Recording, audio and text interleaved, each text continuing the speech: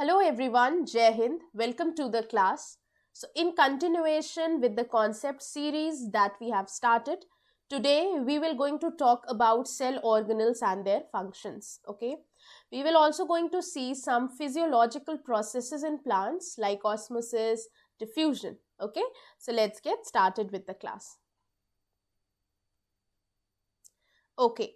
So if we want to talk about sales, आप सबको पता है सेल एक बेसिक स्ट्रक्चरल और फंक्शनल यूनिट है. Okay, so this is something that we have been studying from grade 6th. okay, that yes, the cell is the structural and the functional unit of life. okay, cell structural unit कैसे है? Cell structural unit ऐसे है because it is responsible for forming the basic structure of the organism. ठीक है, जैसे आपको पता है कि कई सारे सेल्स मिलके टिश्यूज बनाते हैं,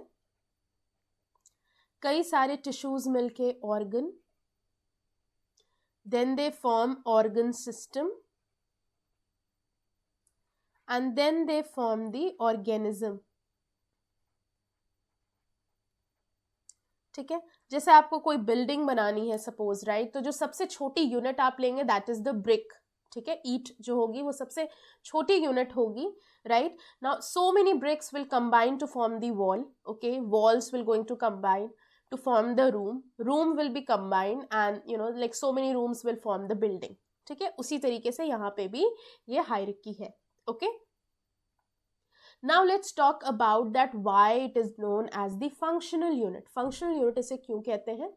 बिकॉज आपको पता है कि जो सेल है, एक single cell, it is capable to perform all the important life process. ठीक है, अमीबा एक यूनिसेल्यूलर ऑर्गेनल है, एक यूनिसेल्यूलर ऑर्गेनिज्म है. ओके, एंड उसमें जो सिंगल सेल होती है that is capable to perform all the body functions. Okay, including the digestion, excretion. Okay, everything is perform by the single cell.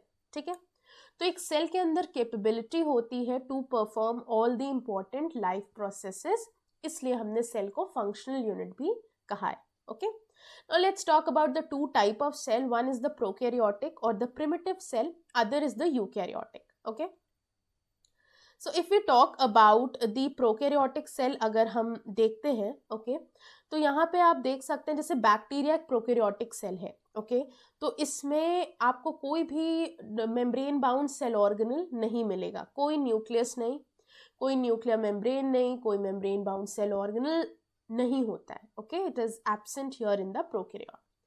तो जो डीएनए है, जो जेनेटिक मटेरियल है बैक्टीरिया का या प्रोकैरियोट्स का, वो कहाँ पे प्रेजेंट होता है अगर न्यूक्लियस नहीं है तो. ओके, तो वो जो डीएनए है, जो जेनेटिक मटेरियल है, that is present in the nucleoid. Okay, ये न्यूक्लियोइड में प्रेजेंट होता है. न्यूक्लियोइड एक अनस्पेसिफाइड एरिया है. Okay, this is the unspecified area. Okay, जहां पे आपको प्रोकैरियोट का डीएनए या जेनेटिक मटेरियल दिखेगा. ठीक है, तो nucleoid is basically a area or region. Okay, it is not any organelle. Okay, ये कोई मेम्ब्रेन बाउंड ऑर्गेनल नहीं है, ये एक एरिया है, एक रीजन है, एंड दैट टू अनस्पेसिफिक, ये कहीं पे भी हो सकता है. ठीक है, तो जहां पे भी पूरे बैक्टीरियल सेल में जेनेटिक मटेरियल है बैक्टीरिया का या प्रोकैरियोट का, तो उस एरिया को हम क्या कहेंगे? Nucleoid. So this is important. Okay, जब आप यूकैरियोट्स देखते हैं तो यूकैरियोट्स में न्यूक्लियस भी है, न्यूक्लियर मेम्ब्रेन भी है. Okay, then it has the membrane bound cell organelle also. ठीक है, तो ये तो डिफरेंस हो गया. कॉमन क्या होता है? कॉमन होता है राइबोसोम्स इसमें. ठीक है, राइबोसोम्स कॉमन इसलिए होता है बिकॉज राइबोसोम एक अकेला ऐसा सेल ऑर्गेनल है जो कि मेम्ब्रेन लेस है, उसमें कोई भी मेम्ब्रेन नहीं है. ओके, इसमें कोई भी मेम्ब्रेन नहीं है, वो मेम्ब्रेन लेस ऑर्गेनल है. ठीक है, तो ये प्रोकैरियोट में भी प्रेजेंट है. ठीक है, और यूकैरियोट में भी प्रेजेंट है. डिफरेंस ये है कि प्रोकैरियोट में ये होता है 70s एंड यूकैरियोट में ये होता है 80s. This is the difference. Like different type of ribosome present होता है, सेम नहीं होता, but ribosome is present in both of the prokaryote and the eukaryotic cell. ठीक है, तो ये तो differences, similarities, this is something we have discussed. Okay, अब आगे बढ़ते हैं और प्लांट सेल और एनिमल सेल के बारे में देखते हैं. तो आपको पता है प्लांट सेल में सेल वॉल होती है, एनिमल सेल में सेल वॉल नहीं होती. प्लांट सेल में क्लोरोप्लास्ट होता है और वैक्यूल भी लार्ज सेंट्रल वैक्यूल प्रेजेंट होता है इसमें. Okay, so all other cell organelles are same here, right, to that of the animal cell. Animal cell में कोई सेल वॉल नहीं होती. ओके, देखिए प्लांट सेल में जो सेल वॉल होती है उसका सिर्फ ये रीज़न है कि प्लांट को बेटर प्रोटेक्शन चाहिए, बिकॉज कोई भी एडवर्स सिचुएशन में ये अपने को प्रोटेक्ट नहीं कर सकते by moving to the safer place. ठीक है, जैसे एनिमल्स हैं, कोई भी एडवर्स क्लाइमेटिक सिचुएशन आए, एडवर्स क्लाइमेटिक केसेस या कंडीशंस आई, तो ऐसे केस में क्या होता है, animals can move to the safer place but plants they can not, right.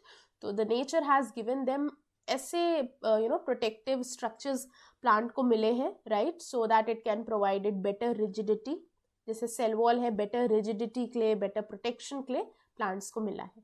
ठीक है, right. Then if you talk about the animal cell, तो एनिमल सेल्स में आप देखिए सेंट्रियोल्स होते हैं, सेल डिविजन में हेल्प करते हैं. वैक्यूल्स भी इसमें होते हैं बट छोटे होंगे, मल्टीपल होंगे. और प्लांट सेल में एक बिग लार्ज वैक्यूल होगा. ठीक है, बिकॉज जो प्लांट सेल है उसमें रिजर्व फूड मटेरियल स्टोर करना रहता है. ओके, राइट, वेस्ट मटेरियल भी स्टोर होता है, cell sap, everything is present in the vacuole. Okay, तो ये प्लांट सेल का 90% वॉल्यूम ऑक्यूपाई करता है this vacuole. But animal cells में क्या होता है कि इतनी सारी एक्टिविटीज़ होती हैं कि बहुत फूड रिजर्व करने की ज़रूरत नहीं पड़ती, इसलिए वैक्यूल्स होते हैं बट बहुत कम, एंड दैट टू स्मॉल होंगे वो. ठीक है, multiple and small, right. So this is all about the plant and animal cell. अब चलिए सेल ऑर्गेनल और उनके फंक्शंस को देख लेते हैं. पहला है सेल वॉल. तो आपको पता है प्लांट सेल में सेल वॉल होता है, and it is made up of cellulose, right. It will going to provide rigidity to the plant, okay, a better shape, right.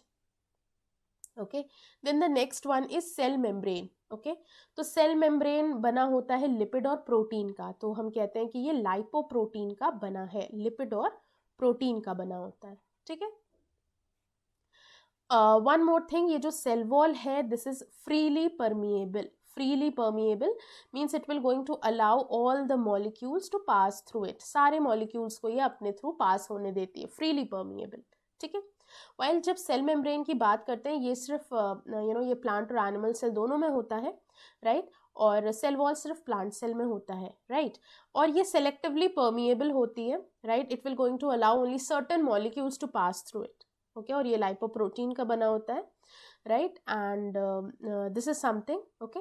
तो इसका मेन क्या है आपको याद करना है इसमें कि ये लाइपोप्रोटीन का बना होता है, और इसका फंक्शन क्या है, because it is semipermeable, तो it allows movement of some molecules to pass through it. Okay, next we come to the cell organelles, okay, like the other cell organelle, that is endoplasmic reticulum. ठीक है, तो endoplasmic reticulum का देखिए structure mention है यहाँ पे, properly बना हुआ है, आप देख सकते हैं. ओके, अब जो एंडोप्लाज्मिक रेटिकुलम होता है इसका फंक्शन होता क्या है.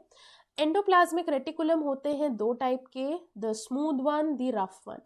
रफ क्यों है रफ एंडोप्लाज्मिक रेटिकुलम, बिकॉज इसके सरफेस पे राइबोसोम्स अटैच्ड है. ठीक है, तो ये रफ हो गया. और जो स्मूथ एंडोप्लाज्मिक रेटिकुलम है वो स्मूथ क्यों है, क्योंकि उसके सरफेस पे राइबोसोम्स अटैच्ड नहीं है. ठीक है, तो ये रफ हो गया और वो स्मूथ हो गया. Okay, so this is the rough और दिस इज द स्मूथ, दो टाइप के एंडोप्लाज्मिक रेटिकुलम होते हैं. अब देखिए जो राइबोसोम्स होगा या जिसमें जो रफ एंडोप्लाज्मिक रेटिकुलम है जिसमें राइबोसोम्स अटैच्ड है, ओके, उनका काम होगा प्रोटीन की सिंथेसिस करना, प्रोटीन सिंथेसिस. ओके, और जो स्मूथ है, ओके, वो लिपिड की सिंथेसिस करेंगे. ठीक है, लिपिड की सिंथेसिस, राइट, वो लिपिड की सिंथेसिस करेंगे. ओके, तो ये आप समझिए कि जो प्रोटीन की सिंथेसिस हो रही है या लिपिड की सिंथेसिस हो रही है, ये करने वाले कौन है, एंडोप्लाज्मिक रेटिकुलम. Okay, right. तो एंडोप्लाज्मिक रेटिकुलम ने लिपिड और प्रोटीन को सिंथेसाइज किया. ओके, अब आगे बढ़ते हैं गोल्जी बॉडी पे. ये गोल्जी बॉडी का स्ट्रक्चर है. ओके, अब इसका काम क्या होता है, गोल्जी बॉडी का ये काम होता है कि जो भी लिपिड और प्रोटीन सिंथेसाइज हो चुका है एंडोप्लाज्मिक रेटिकुलम से, उसको पैक करके, लेबल करके ट्रांसपोर्ट करने का काम. ओके, तो the transportation work of the lipid and protein is done by the Golgi body. Okay, तो गोल्जी बॉडी लिपिड और प्रोटीन को ट्रांसपोर्ट करता है, राइट. ओके तो देखिए लिपिड और प्रोटीन सिंथेसिस का काम किसका है, एंडोप्लाज्मिक रेटिकुलम का। उसको पैक करके लेबल करके ट्रांसपोर्ट करने का काम किसका है, गोल्जी बॉडी का। ठीक है राइट। एक प्रोसेस होता है जिसको हम कहते हैं मेम्ब्रेन बायोजेनेसिस, मेम्ब्रेन बायोजेनेसिस। ठीक है तो यहाँ कौन सी मेम्ब्रेन की बात हो रही है, प्लाज्मा मेम्ब्रेन या सेल मेम्ब्रेन की बात हो रही है। ठीक है बायोजेनेसिस मतलब इसमें बायोमोलिक्यूल्स के थ्रू सेल मेम्ब्रेन का फॉर्मेशन होता है। तो अभी हमने पढ़ा कि प्लाज्मा मेम्ब्रेन और सेल मेम्ब्रेन वो किसका बना होता है, वो बना होता है लाइपोप्रोटीन का, मतलब लिपिड और प्रोटीन का। ठीक है अब मेम्ब्रेन बायोजेनेसिस में दो सेल ऑर्गेनल हैं जो कि फंक्शन करते हैं, वर्क करते हैं। पहला है एंडोप्लाज्मिक रेटिकुलम जो कि लिपिड और प्रोटीन को बनाएगा, सिंथेसिस करेगा। दूसरा है गोल्जी बॉडी जो उसी लिपिड और प्रोटीन को पैक करेगा, लेबल करेगा और ट्रांसपोर्ट करेगा to the different part of the cell. Okay तो सेल मेम्ब्रेन के फॉर्मेशन में हेल्प यही दोनों सेल ऑर्गेनल करते हैं, the endoplasmic reticulum and the Golgi body. Okay so these two will going to help. Membrane biogenesis का यहाँ मतलब सेल मेम्ब्रेन या प्लाज्मा मेम्ब्रेन का फॉर्मेशन है। ओके नेक्स्ट दूसरा सेल ऑर्गेनल देखिए माइटोकॉन्ड्रिया है, इसको पावर हाउस कहते हैं सेल का। ये डबल मेम्ब्रेन है, ये सेमी ऑटोनॉमस होता है, इसके पास इसका खुद का डीएनए होता है। Okay they have their own DNA so they are known as semi autonomous. ये क्वेश्चन आता भी है कि कौन से सेमी ऑटोनॉमस सेल ऑर्गेनल है, तो एक तो माइटोकॉन्ड्रिया है, दूसरा क्लोरोप्लास्ट है। ठीक है why, because they have their own DNA. okay they have their own DNA।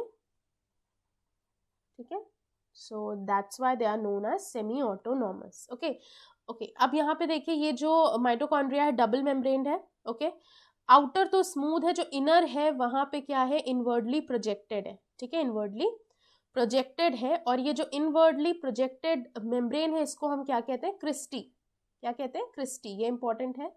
ठीक है उसके बाद आप ये समझिए कि जो एटीपी का जो जेनरेशन या फॉर्मेशन होता है it is there in the mitochondria में होता है। Okay so yes mitochondria synthesis energy rich compound ATP. ATP क्या है, एटीपी है अडीनोसिन ट्राइफॉस्फेट, अडीनोसिन ट्राइफॉस्फेट। ठीक है अडीनोसिन ट्राइफॉस्फेट जो होता है दैट इज एटीपी, और इसको हम एनर्जी करेंसी कहते हैं फॉर अ रीजन। ये करेंसी की तरह यूज होता है, जैसे यू नो लाइक मनी की तरह यूज होता है। जैसे अगर हम मार्केट में जाते हैं to buy something, okay we give the money, we get that particular thing. ठीक है सिमिलरली ये जो एटीपी होते हैं या सेल के अंदर बहुत सारे टास्क होते हैं that needs to be done. ठीक है सेल के अंदर बहुत सारे टास्क हैं जिन्हें करना है, तो cell will going to utilize the ATP and get its task done. Okay तो सेल क्या करेगा, जैसे सपोज कोई सेल टास्क है जिसमें 2 एटीपी की रिक्वायरमेंट है या 3 एटीपी की रिक्वायरमेंट है, तो cell will going to give that 3 ATP and in exchange of that 3 ATP the cell will going to get its task done. ठीक है so that is the that is all about the ATP और the energy currency. ठीक है सो इसीलिए इसको energy currency कहते हैं। Next cell organelle is the important one, that is the brain of the cell, nucleus. ठीक है न्यूक्लियस में आपको पता है क्रोमैटिन फाइबर्स होते हैं, क्रोमोसोम्स होते हैं, न्यूक्लियोलस होता है। ठीक है तो जो भी सेल के फंक्शंस होते हैं okay that is all done by the nucleus. Okay so it contain chromosomes okay and it help in the formation of ribosomes, ribosome के फॉर्मेशन में हेल्प करता है and also play a important role in the cellular reproduction.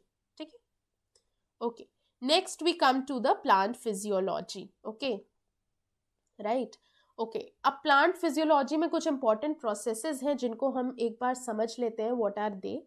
Okay तो अगर हम बात कर रहे हैं ऑस्मोसिस और डिफ्यूजन की, तो ऑस्मोसिस एक ऐसा प्रोसेस है जिसमें सॉल्वेंट का मूवमेंट होता है through a semi permeable membrane from region of lower solute concentration to higher solute concentration. ठीक है देखिए इन दोनों प्रोसेस को समझने के लिए आपको 3 चीजें समझनी होंगी, what is a solute, what is a solvent and what is a solution.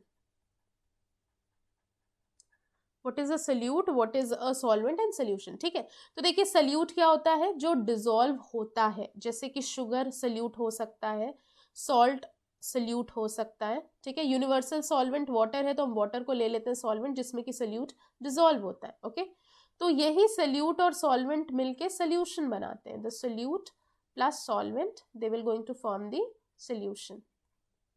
Clear, समझ में आ गया ये। ओके, तो देखिए